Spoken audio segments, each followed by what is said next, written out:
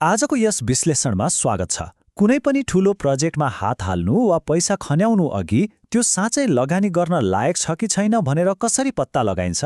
आज हामी लागत लाभ विश्लेषण अर्थात् कस्ट बेनिफिट एनालिसिसको भित्री संयन्त्रलाई एकदमै सरल तरिकाले डिकोड गर्दैछौँ ताकि अबदेखि गरिने हरेक निर्णय अनुमानमा होइन ठोस तथ्यमा आधारित होस्।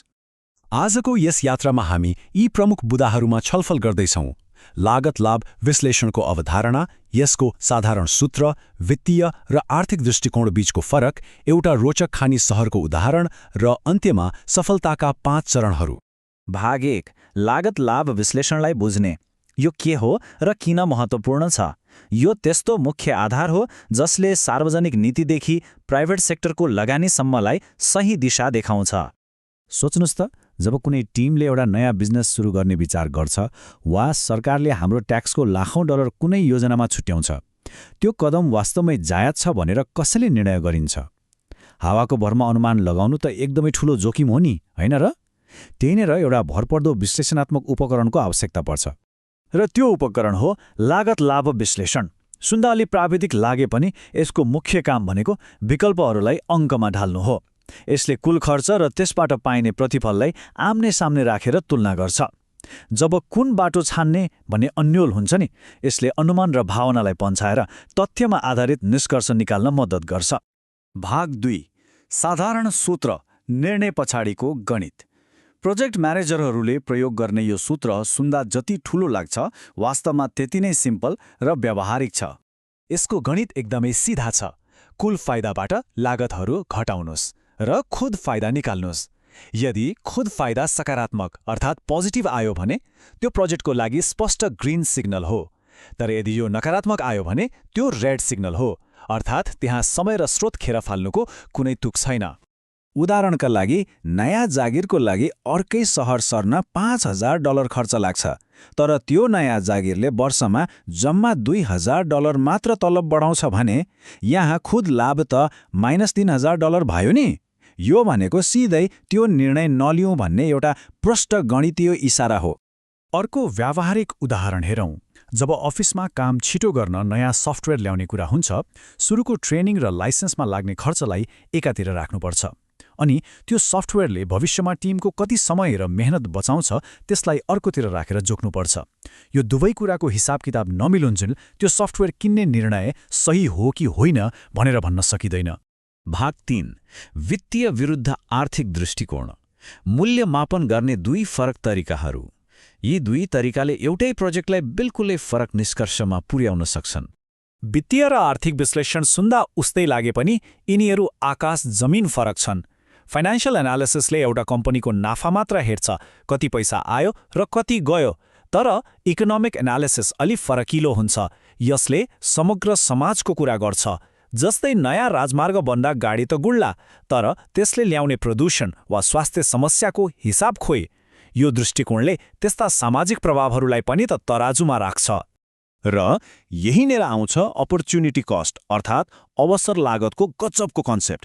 कुनै पनि प्रोजेक्टमा पैसा खन्याउनु अघि केही नगर्दा के हुन्थ्यो भनेर सोच्नु एकदमै जरुरी छ। त्यो पैसा कुनै जोखिमपूर्ण योजनामा हाल्नुको सट्टा त्यत्तिकै ब्याङ्कमा राखेर सुरक्षित रूपमा 5% ब्याज खानु पो बेस हुन्थ्यो कि? निर्णयकर्ताहरूले यो कुरा कहिल्यै बिर्सनु हुँदैन। भाग 4, खानी सहरको दुविधा, वित्तीय नाफाभन्दा बाहिरको हेराई। यी सिद्धान्तहरू रियल वर्ल्डमा कसरी लागू हुन्छन् भनेर हेर्न एउटा निकै रोचक परिदृश्यको कल्पना गरौँ। मानौ एउटा गाउँको जङ्गलमुनि खानी भेटियो। 10 वर्षको सञ्चालनको हिसाब गर्दा सुरुमा $1,000 लगानी, हरेक वर्ष $245 खर्च अनि $500 आम्दानी हुन्छ। 10 वर्षपछि त $795 खुद नाफा भयो। सतहमा हेर्दा त यो विशुद्ध वित्तीय विश्लेषणले लौ काम सुरु गरिहालौँ भन्ने एकदमै राम्रो सङ्केत दिइरहेको देखिन्छ नि, होइन? तर एकैछिन पर्खनुहोस्। जब सम्पूर्ण गाउँको दृष्टिकोणबाट हेरिन्छ, लुकेका सामाजिक लागतहरूले यो पुरै समीकरणलाई उल्ट्याइदिन्छन्। खानेबाट निस्कने विषाक्त फोहोरले खानेपानी दूषित पार्ला, जङ्गल नासिँदा दाउराको अभाव होला वा त्यहाँ पाइने दुर्लभ चराहरू नै लोप होलान्। जब यी कुराहरूलाई पनि आर्थिक क्षतिमा बदलिन्छ, अघि फाइदाजनक देखिएको त्यो प्रोजेक्ट अचानक एकदमै महँगो र विनाशकारी साबित हुन पुग्छ। यो वास्तविकता बुझेपछि अरू विकल्पहरू खोज्नुपर्ने हुन्छ। जस्तै खानी खनेर त्यो ठाउँ तहस नहस पार्नुको सट्टा त्यहाँ एउटा व्यवस्थित कन्जर्भेसन पार्क पो बनाउने के, जसले पर्यटकहरूलाई आकर्षित गरोस् र खानीले भन्दा धेरै गुणा बढी दिगो आर्थिक फाइदा दियोस्। भाग 5 सफलताका 5 चरणहरू। वस्तुगत छनौटको लागि एक ढाँचा। यस्ता सबै झमेला र जटिलताहरूलाई पार गरेर सही निर्णय कसरी लिने, यसको एउटा भरपर्दो फ्रेमवर्क छ। यो 5 चरणको फ्रेमवर्कले निर्णय प्रक्रियालाई एकदमै पारदर्शी बनाउँछ। पहिलो, अवसर चिन्नुहोस्। दोस्रो, सबै वित्तीय र गैर वित्तीय लागत निकाल्नुहोस्। तेस्रो, परिणामको भ्याल्यु अनुमान गर्नुहोस्।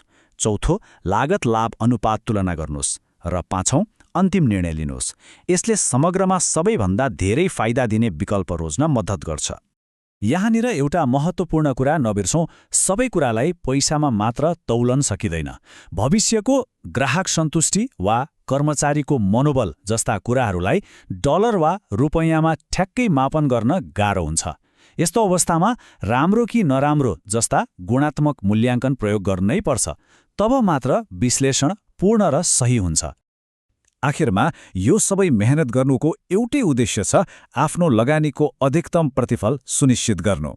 यदि फाइदाले खर्चलाई जित्न सक्दैन भने त्यो योजना सुन्दा जतिसुकै आकर्षक लागे पनि त्यसलाई अगाडि बढाउनुको कुनै तार्किक आधार हुँदैन।